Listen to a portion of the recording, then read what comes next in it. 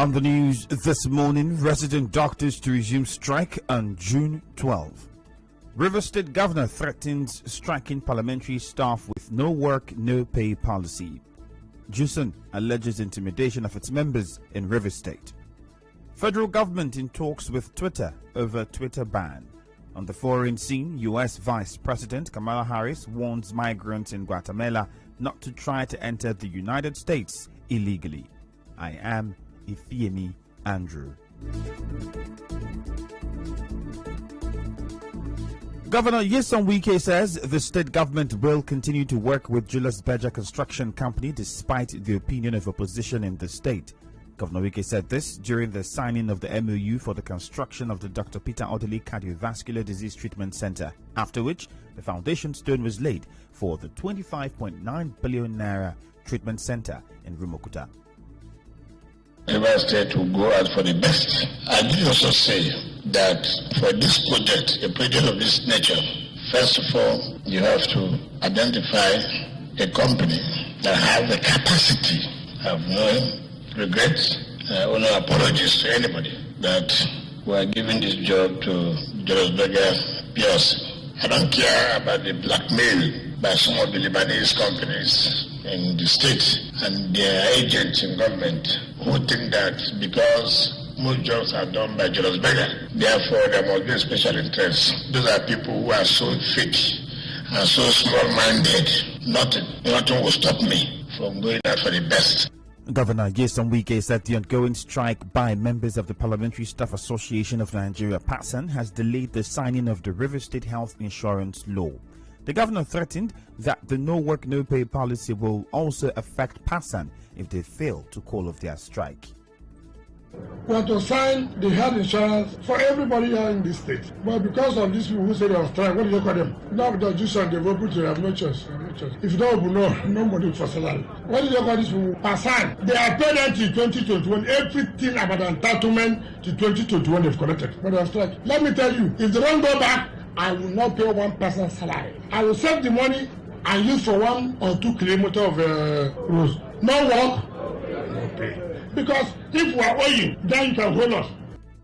Also yesterday, the Mother and Child Specialist Hospital in Rumumasi, Port Harcourt, was commissioned by the Minister of Health, Osage Anire, as part of activities marking Governor Wike's 6th year in office. The National Association of Resident Doctors, NARD, is insisting that it will resume its strike after the 2 weeks ultimatum given to the government expires on June 12th. NARD President Uyilawa Okwuesuyi told correspondent Martha Okere that the federal government is in a habit of making promises without implementing them, and it's yet to show seriousness even after the threat of another strike by the association.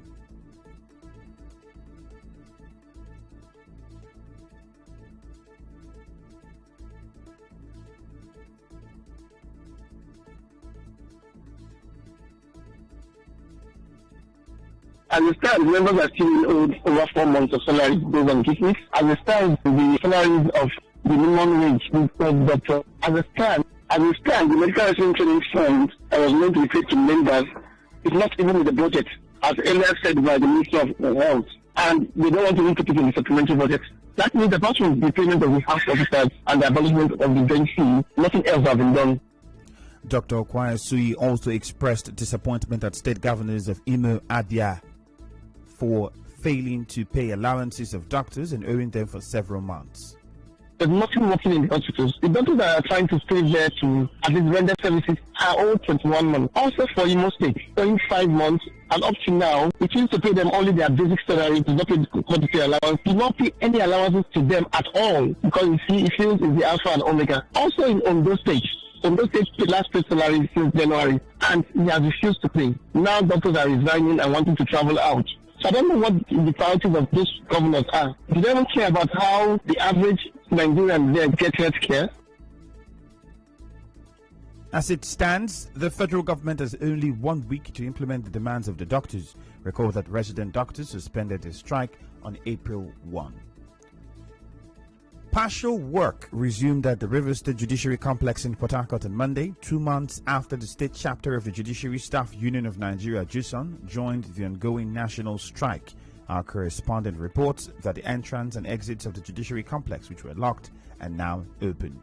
However, the spokesperson of the Judiciary Staff Union of Nigeria, JUSON, Coinsele Priye, says the judiciary workers in Rivers State are being intimidated to reopen the courts. She said this in an interview with our correspondent. The workers were intimidated to open the court. That's what we know. And we know that tomorrow we are holding a very crucial meeting with the heads of court, including the Chief Judge of Rivers State. So I don't know how the Chief Judge will explain that. What I will say to them is stay at home. Stay at home. Let him not say. No problem. Eventually we'll see the results. People have lost 20 months of salary, 30 months of salary for good cause. Yes, eventually they got it. But we know within that period it's challenging. There's no problem. The JUSON spokesperson also reacted to Governor Wike's comment that Rivers State will not be a part of the agreement governors reached with the union. If the governor had said that he is saying autonomy, what I expect from him is to tell the other states, oh, it's not you guys are joining me, you are welcome. You should be the one telling them how it's wrong, not that it won't be passed. So that confirms the fact that he's talking from both sides of his mouth. That confirms the fact that he has not ever talked of autonomy in his state. So it's very unfortunate that it's coming from him. Nobody expected that from him. In the meantime, the former chairman of JUSON in Rivers State, George Isokare, says agreement have been signed at the national level, but the strike is yet to be called off. He told our correspondent that heads of courts will be meeting today, after which the union's National Working Committee will meet to determine the next line of action. Tomorrow the heads of courts will meet. When they meet, the outcome of their meeting will also form the basis for which the National Working Committee will meet. Agreements have been signed at the national level as of Friday. So the outcome of tomorrow's meeting will give us a direction as to what needs to be done. We are in a committee meeting right now. Rivers State government has concluded plans to provide water for the people of Omoviri in Rumekbe, Emoha local government area. It is part of the emergency measures following the large oil spill that has lasted for more than a year in the area. The senior program officer of social actions, Prince Edegbo, told correspondent Swebi Ruwari that the organization is worried that the Omoviri people have had no access to clean water after the oil spill destroyed their river, which serves as their only source of water. We were able to identify that he would make efforts to get to Ministry of Environment to get more information from them. But the main outcome of this meeting is that Omoviri is going to have a water scheme that will appear in 2022 budget. Although we are saying the time is too far, if there's anything that they can do now as it is. So he suggested working with Ministry of Special Duties to see what can happen in the interim. Recall that in March this year, the people of Omoviri raised an alarm that their river has been contaminated following a large oil spill in the area. Members of Ungbo Royal House and the entire Emoha Kingdom have noted with dismay the announcement by Honorary Honor Sergeant Awuse of a celebration of peace in Emoha Kingdom. A statement by the Regent of Emoha Kingdom, Aliko Bernard Chezu Rukani, said any celebration cannot take place in the kingdom with the death of the monarch, His Royal Majesty Eze Ambassador VCB Oko, until it is buried and mourned according to the customs and traditions of Emoha Kingdom, as it is a taboo and an invitation to anarchy. The statement directed that no celebration should hold in the kingdom until all the burial rites of Eze VCB Oko are concluded in line with the customs and traditions. The statement called on the Commissioner of Police, River State Command, the Divisional Police Officer Rumuji, and all other security agents in Emoha local government area to take note, as further neglect of the constituted authority of Emoha Kingdom will cause a breach of peace in the kingdom at this time. The statement further said Honor Sergeant Awuse is not a member of Ungbo Royal House of Emoha Kingdom and cannot arrogate to himself the role of a regent. Still ahead, federal government in talks with Twitter over Twitter ban. Stay tuned.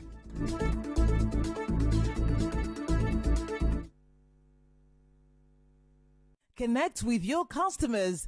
Advertise on 92.3 Nigeria Info Visit our downtown office at Shop 9, Mediatrix of All Gracies Plaza, opposite FIRS, Stadium Road, Port Harcourt, and book your commercials.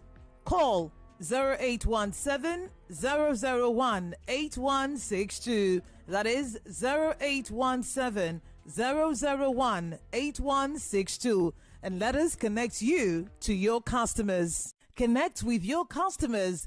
Advertise on 92.3 Nigeria Info. Visit our downtown office at Shop 9, Mediatrix of All Gracies Plaza, opposite FIRS, Stadium Road, Port Harcourt, and book your commercials. Call 0817 001 8162. That is 0817 001 8162. And let us connect you to your customers. Connect with your customers. Advertise on 92.3 Nigeria Info. Visit our downtown office at Shop 9, Mediatrix of All Gracies Plaza, opposite FIRS, Stadium Road, Port Harcourt, and book your commercials. Call 0817 001 8162. That is 0817 001 8162. And let us connect you to your customers. Connect with your customers. Advertise on 92.3 Nigeria Info. Visit The Inspector General of Police, Usman Baba, has ordered the suspension of issuance of police permits to owners of vehicles with tinted glass nationwide. IGP Baba gave the directives at the Nigeria Police Force headquarters in Abuja. He also directed that the issuance of spy number plates be put on hold. The National Broadcasting Commission has directed all broadcast stations in the country to suspend the use of Twitter with immediate effect. The Acting Director General of the NBC, Professor Armstrong Idachapa, issued the directive in a statement yesterday. He said the decision followed the suspension of Twitter operations in Nigeria by the federal government. The Commission directed the broadcast stations to deinstall Twitter handles and desist from using it as a source of information gathering for news and programs presentation. Minister of Foreign Affairs Geoffrey Onyema says the federal government is in discussions with Twitter over the ban of its operations in Nigeria. Mr. Onyema said this at a meeting over the issue with the envoys of the United States, United Kingdom, Canada, and the European Union in Nigeria. He said he cannot say for now the duration of the suspension. The minister also said that the Twitter ban is aimed at rebalancing the media as forces of good.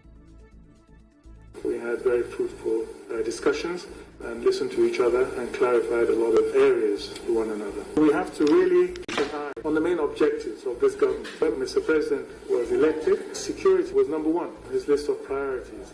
Without security, everything else fails. And it will be a vicious circle. And we'll all be losers. This government, Mr. President, is absolutely determined that Nigerians have to live in peace and security, and that we have to keep our country together. On her part, the U.S. ambassador to Nigeria, Mary Beth, maintained that banning systems of expression is not the answer. We are here as partners who want to see Nigeria succeed, unified, peaceful, and prosperous. We are Nigeria's strong partners on issues of security, and we recognize the daunting times and the array of security challenges that confront Nigeria. While they are daunting, they are not insurmountable, and part of the way that you surmount them is through the partnership of the people that you see represented here, not only in physical security, but in terms of expanding opportunities and promoting mediation and dialogue. We look forward to continuing that partnership with Nigeria and continuing our conversation about media freedom. Monday's meeting followed comments by these countries on the suspension of Twitter operations in Nigeria. Director General of the Lagos Chamber of Commerce and Industry, Dr. Muda Yusuf, has appealed to the federal government to review its decision on the ban of Twitter's operations in the country. Dr. Muda, in an interview with correspondent Maureen Ogolo, said the decision is already affecting small business owners and corporate organizations. If there's need to seek redress, the government will explore other avenues of seeking redress, because the collateral effect, the collateral damage of this suspension is quite huge, especially for young people, young entrepreneurs who are in the tech space, many SMEs who are making a living from it. I think this is the way to go. We need to prevail on the government through engagement, through advocacy, to review this position and allow users of the platform to go back and continue to use the platform. In entertainment, more than 18,000 people have signed a petition calling for the BET to disqualify Tanzanian star Diamond Platnumz. It's up for the Best International Act at this month's BET Awards, but the petition organizers accused them of using his songs to support late President John Magufuli, as one of his songs were used during the ruling party's campaign rallies last year. They compared him unfavorably to recent BET Award winners Davido and Burna Boy, who used their star power and fame to shed light on injustice at the EndSARS protest last year. In sports, Novak Djokovic avoided a shock fourth-round exit at the French Open after fighting back from 2 sets down against teenager Lorenzo Musetti. The world number one was outplayed early on before rallying, leading 6-7, 7-9, 6-7, 2-7, 6-1, 6-0, 4-0 when the 19-year-old Italian retired injured.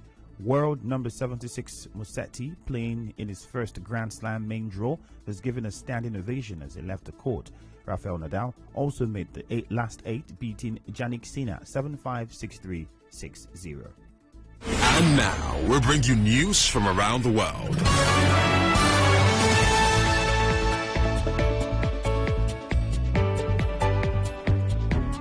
U.S. Vice President Kamala Harris has urged